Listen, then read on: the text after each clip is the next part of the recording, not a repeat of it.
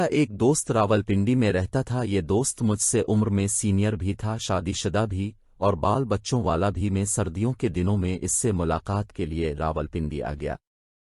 हमारा प्रोग्राम था हम दोनों चंद दिन रावलपिंडी रहेंगे, इसके बाद बर्फबारी देखने के लिए मरी चले जाएंगे और मैं एक हफ्ता गुजार कर वापस बहावलपुर आ जाऊंगा। मैं 10 घंटे के तवील सफ़र के बाद शाम के वक्त रावलपिंडी पहुंचा। शहर शदीद सर्दी की लपेट में था। मैं रिक्शा लेकर दोस्त के घर पहुंच गया। उसने दरवाजे पर मेरा इस्तकबाल किया। मैं गर्म जोशी से इससे लिपट गया। वो भी मुझे गिले मिला, लेकिन मैंने महसूस किया इसके मुआनके में गर्म जोशी नहीं। वो मुझे अपनी बैठक में ले गया। इसने चाय का बंदोबस्त किया और मेरे सामने बैठ गया। मैं इससे बिला तकान गुफ्तगू करता रहा, मगर वो गुफ्तगू में मेरा साथ नहीं दे रहा था।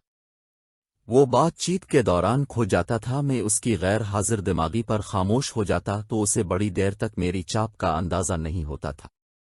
उसने मेरे सफ़र के बारे में भी नहीं पूछा। मेरे लिए इसका ये ठंडा रवैया परेशान कुन था। मेरी परेशानी इस वक्त मज़ीद बढ़ गई जब इसने मुझसे पूछा, अब खैरियत से रावलपिंडी आए हैं? मेरे लिए इसका सवाल बम साबित हुआ, क्योंकि मैं उसकी दावत पर रावलपिंडी आया था।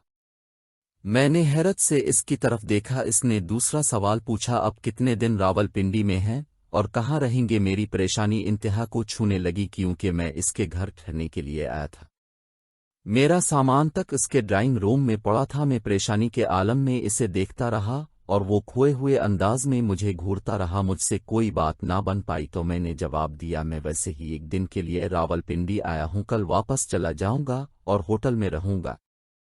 उसने इस बात में सर हिलाया और निहायत रुखे अंदाज में कहा, अब अगर मजीद एक दिन रुक जाएं तो हम खाना इकट्ठा खाएंगे। मैंने गुस्से से इसकी तरफ देखा, चाय का कप मेज पर रखा, अपना बैग उठाया और बैठक से बाहर निकल गया। वो अपनी कुर्सी पर बैठकर मुझे जाते हुए देखता रहा। इसने मुझे खुदा हाफिज तक कहना मुनासिब ना समझा। मैं शदीद गुस्से में था। मैं वहां से मरी रोड पर आया, वहां सस्ता सा होटल लिया, नींद की गोली खाई और गहरी नींद सो गया। मैं अगले दिन बहावलपुर वापस आ गया, मगर मुझे दोस्त के रवैये ने अंदर से बुरी तरह तोड़ दिया। मैं इस शख्स को दुनिया का बदतमीज तरीन, गैर मुहज्जिब तरीन और मतलबी समझने लगा। मैं अपने आप को बेवकूफ़ भी समझता था और इस बेवकूफ़ी पर अपने ऊपर लान तान भी करता था।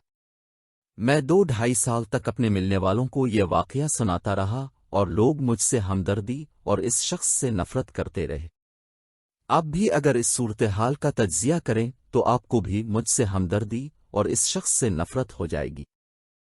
मैं तवील अरसे तक अपने दिल में इस दोस्त के खिलाफ नफ़रत पाल कर फिरता रहा, लेकिन फिर इस नफ़रत का अजीब ड्राप सीन हुआ।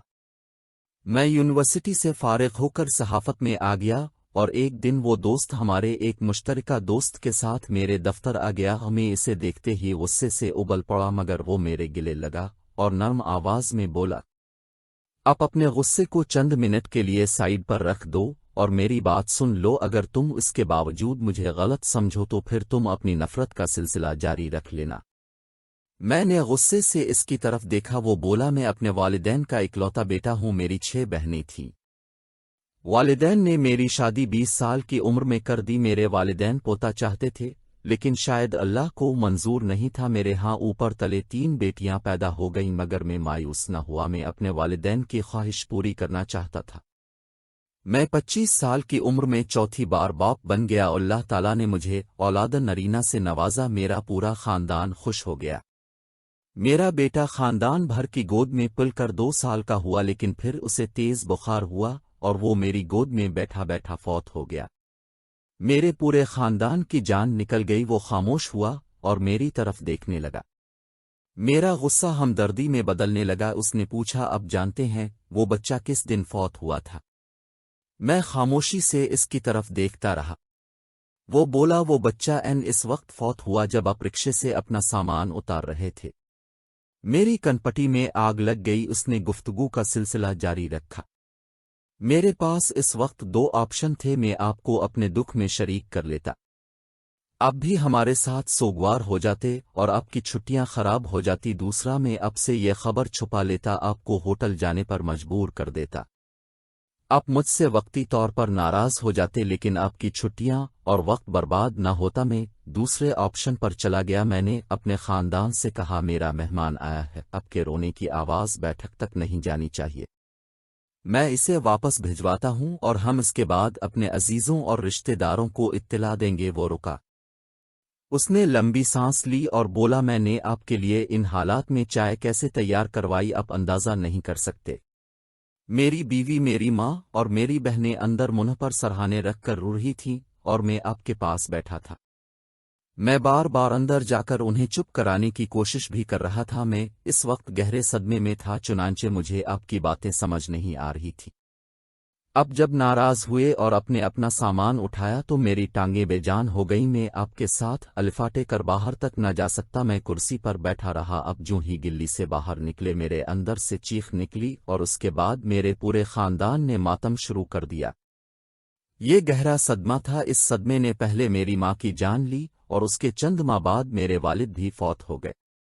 پھر میری بیوی بیمار ہو گئی اور میں پے در پہ صدموں کا شکار ہوتا چلا گیا۔ میں اب ذرا سا سنبھلا ہوں تو میں اپنی پوزیشن کلیئر کرنے کے لیے آپ کے پاس آ گیا۔ وہ خاموش ہوا تو میری آنکھیں برسنے لگیں۔ میں اس کے صبر، اس کی ہمت پر حیران تھا۔ وہ اپنے اکلوتے بیٹے کی نعش اندر چھوڑ کر میری خدمت کرتا رہا اور میں 2.5 سال تک اسے مطلبی، جاہل، ظالم اور بدتمیز سمجھتا رہا۔ میں اس سے نفرت کرتا رہا۔ ہم دوسروں کے بارے میں اتنی دیر میں رائے قائم کر لیتے ہیں جتنی دیر میں مرغی کا انڈا بوائل نہیں ہوتا۔